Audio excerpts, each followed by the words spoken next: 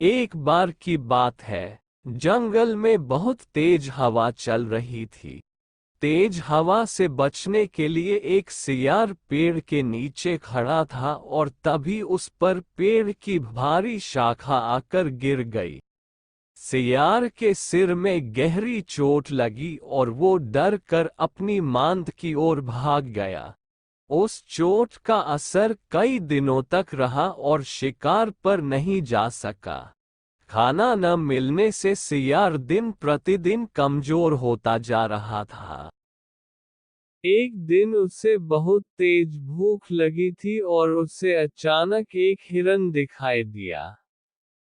सियार उसका शिकार करने के लिए बहुत दूर तक हिरन के पीछे दौड़ा, लेकिन वह बहुत जल्दी थक गया और हिरन को नहीं मार पाया।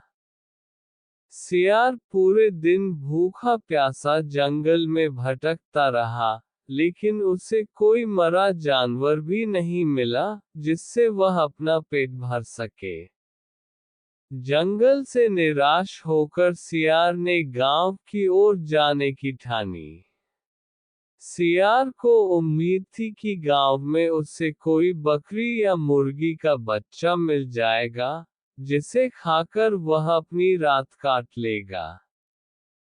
गांव में सियार अपना शिकार ढूंढ रहा था, लेकिन तभी उसकी नजर कुत्तों के झुंड पर पड़ी, जो उसकी ओर आ रहे थे। सियार को कुछ समझ में नहीं आया और वो धोबियों की बस्ती की ओर दौड़ने लगा। कुत्ते लगातार भौंक रहे थे और सियार का पीछा कर रहे थे। सियार को जब कुछ समझ नहीं आया, तो वह धोबी के उस ड्रम में जाकर छुप गया, जिसमें नील घुला हुआ था।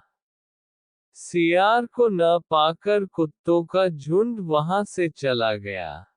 बेचारा सियार पूरी रात उस नील के ड्रम में छुपा रहा। सुबह सवेरे जब वह ड्रम से बाहर आया, तो उसने देखा कि उसका पूरा शरीर नीला हो गया है।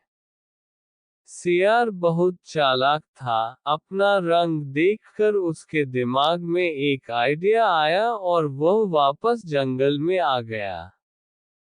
जंगल में पहुंचकर उसने ऐलान किया कि वह भगवान का संदेश देना चाहता है, इसलिए सारे जानवर एक जगह इकट्ठा हो जाएं। सारे जानवर सियार की बात सुनने के लिए एक बड़े पेड़ के नीचे एकत्रित हो गए। सियार ने जानवरों की सभा में कहा, क्या किसी ने कभी नीले रंग का कोई जानवर देखा है? मुझे ये अनोखा रंग भगवान ने दिया है और कहा है कि तुम जंगल पर राज करो। भगवान ने मुझसे कहा है कि जंगल के जानवरों का मार्गदर्शन करने की जिम्मेदारी तुम्हारी है। सभी जानवर सियार की बात मान गए। सब एक स्वर में बोले, कहिए महाराज, क्या आदेश है? सियार ने कहा, सारे सियार जंगल से चले जाएं, क्योंकि भगवान ने कहा है कि सियारों की वजह से इस जंगल पर बहुत बड़ी आपदा आने वाली है। नीले सियार की बात को भगवान का आदेश मानकर सारे जानवर जंगल के सियारों को जंगल से बाहर खदेड़ आए। ऐसा नीले सियार ने इसलिए किया, क्योंकि अगर जंगल में रहते, तो उसकी पोल खुल सकती थी। अब नीला सियार जंगल का राजा बन चुका था। मोर उसे पंखा झलते और बंदर उसके पैर दबाते।